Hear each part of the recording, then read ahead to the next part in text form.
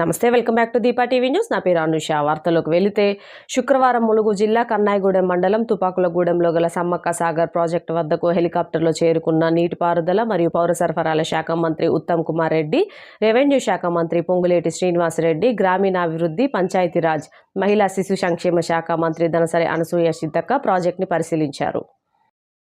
వివరాల్లోకి వెళితే శుక్రవారం ములుగు జిల్లా కన్నాయిగూడెం మండలం తుపాకులగూడెం సమ్మక్క సాగర్ ప్రాజెక్టు వద్దకు హెలికాప్టర్లో చేరుకున్న రాష్ట్ర నీటిపారుదల మరియు పౌర సరఫరాల శాఖ మంత్రి ఉత్తమ్ కుమార్ రెడ్డి, రాష్ట్ర రెవెన్యూ, హౌసింగ్, సమాచార, పౌర సంబంధాల శాఖ మంత్రి పొంగులేటి శ్రీనివాసరెడ్డి, రాష్ట్ర పంచాయతీరాజ్, గ్రామీణాభివృద్ధి, మహిళా శిశు సంక్షేమ శాఖ మంత్రి దనసరి అనసూయ సీతక్క గార్లకు జిల్లా collector Divakara TS, SP Sabareesh, ITDA PO చిత్రామిశ్రాలు పుష్పగుచ్చాలు ఇచ్చి ఘనస్వాగతం పలికారు.